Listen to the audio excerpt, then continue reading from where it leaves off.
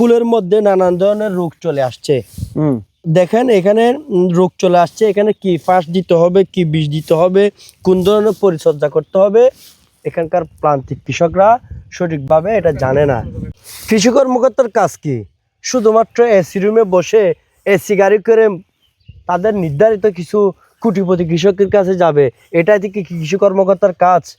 তাদের বিভিন্ন ইউনিয়নে উপসহকারী কৃষি কর্মকর্তা রয়েছেন, তাদের কাজ কি সেটা আজকে জেনেছি।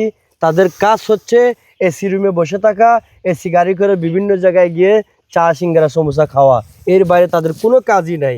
চারিয়ার পশ্চিমে যে প্রান্তিক কৃষকগুলো রয়েছে তাদের কখনো খবর নিয়েছে কিনা বলতে পারবে না। হ্যাঁ, উনি বলবেন উনি কোটিপতি কৃষকদেরকে সহযোগিতা করেছে।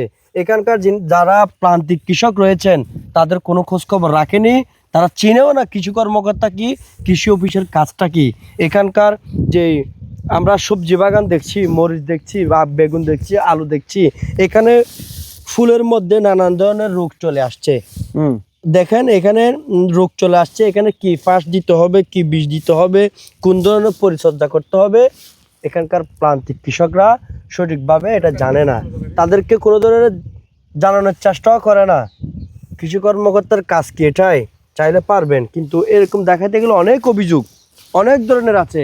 এই যে কিভাবে সারিবদ্ধভাবে এখানে মরিচ চাষ করতেছে, মরিচ এখানে রোপণ করবে, আটি করেছে এখানে, এগুলা শুদ্ধভাবে হচ্ছে কি না সেই দায়িত্বটা কার? এটা দায়িত্ব একজন কৃষি কর্মকর্তার।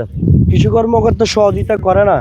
এখানকার প্রতিটা ইউনিয়নে যে উপসহকারী কৃষি কর্মকর্তা রয়েছে তারা কি শুধুমাত্র উপজেলা গিয়ে বসে থাকার কাজ কি আর নাই?